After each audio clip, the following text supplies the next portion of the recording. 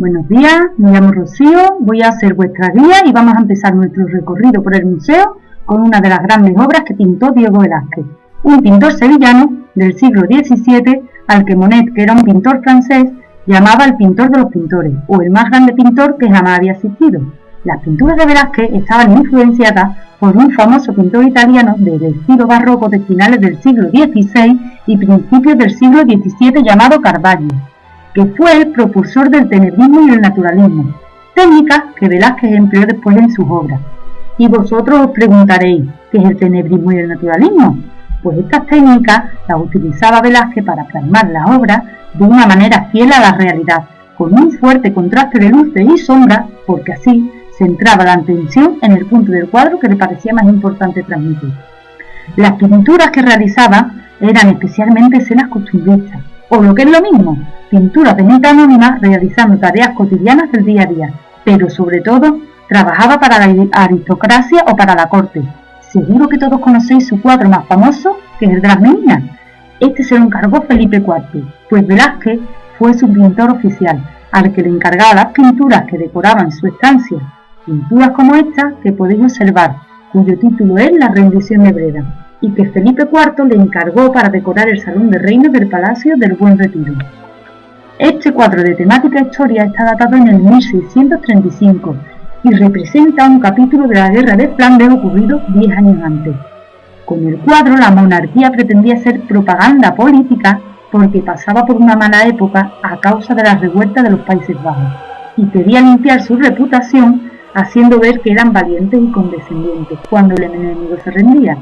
Pero los hechos no pasaron tal y como los pintó Velázquez, pues este se inspiró en una representación de los hechos de una obra de teatro de Calderón. Y lo que es curioso es ver cómo coincidió la decadencia política con esta explosión artística. El material de la obra es el óleo sobre un lienzo, donde predomina el color sobre el dibujo y las sombras se pueden apreciar en la ropa del personaje. Y como también podéis ver, la composición del cuadro está estructurada en dos rectángulos, uno para las personas y el otro para el paisaje. Pues es en este detalle donde podéis daros cuenta del dominio de la perspectiva aérea que tenía Velázquez. Quizás os estéis preguntando, ¿qué es la perspectiva aérea? Pues esta técnica consiste en indicar la cercanía o la lejanía de los personajes, y esto lo conseguía distorsionando los detalles de las figuras que quería que se encontraran más alejadas, mostrándolas borrosas. Y es precisamente lo que hizo con este cuadro. Fijaos cómo pintó el paisaje de la zona de Breda, distorsionándolo para que pareciera lejano con respecto a los soldados, y dándole también más protagonismo a la escena de la rendición y al rectángulo donde pinta la destrucción y las humaredas de la batalla de Breda. De hecho, eso era lo que se pretendía con la pintura, y si se fijáis bien, aparece una bandera de España ondeando al fondo de la ciudad. Pues si en otra ocasión podéis ver su cuadro de las Meninas, os daréis cuenta de que en este también utilizó esta técnica. La zona donde pinta a los soldados es simétrica y asimétrica. ¿Alguien sabe a qué me refiero con esto? Pues que Velázquez pintó de manera muy ordenada la zona de la derecha, que es donde se encuentran los soldados españoles, que parecen muy profesionales, y están todos con sus picas en alza mostrándose muy orgullosos de la victoria, donde como toque curioso solo destaca un único soldado con un fusil al hombro. Y ahora, fijaos en la zona de la izquierda del cuadro, que es donde se sitúan los soldados holandeses, que parecen más jóvenes e inexpertos en la guerra. Alguno que otro está cabizbajo debido a la derrota, aparecen más dispersos y con pocas picas, adornadas con gallardetes de color naranja que sostienen sin ganas. Y cada soldado mira hacia sitios diferentes, algunos al frente, otros hacia la ciudad humeante por las llamas de la derrota, otros hacia sus superiores en la entrega de las llaves, y todas las figuras parecen retratos. Y una curiosidad que os voy a contar acerca del título de la obra es que también se la conoce como las lanzas, y es porque creían que las armas que portaban los soldados eran lanzas, lo cual es erróneo, porque estas son picas.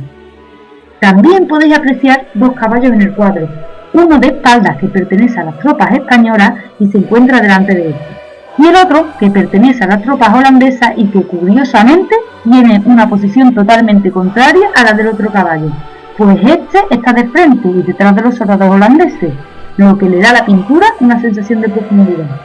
Y ahora, fijaos que entre las dos tropas se encuentra el momento clave del que trata el cuadro, que es la rendición.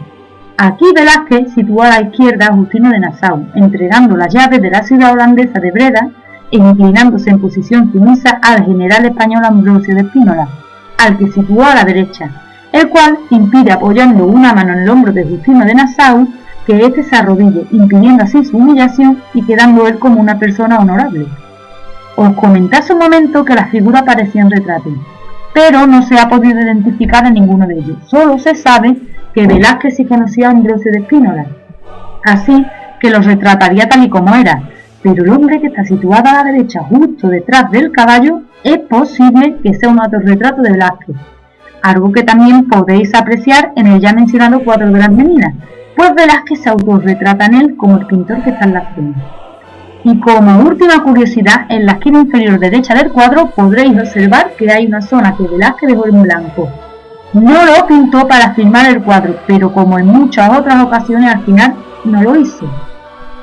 Y bueno, pues aquí termina la descripción de una de las grandes obras de este pintor sevillano llamado Velázquez, que espero os haya sido de vuestro agrado. Y aquí estoy a vuestra disposición para cuando queráis repetir un paseo por el maravilloso mundo del arte.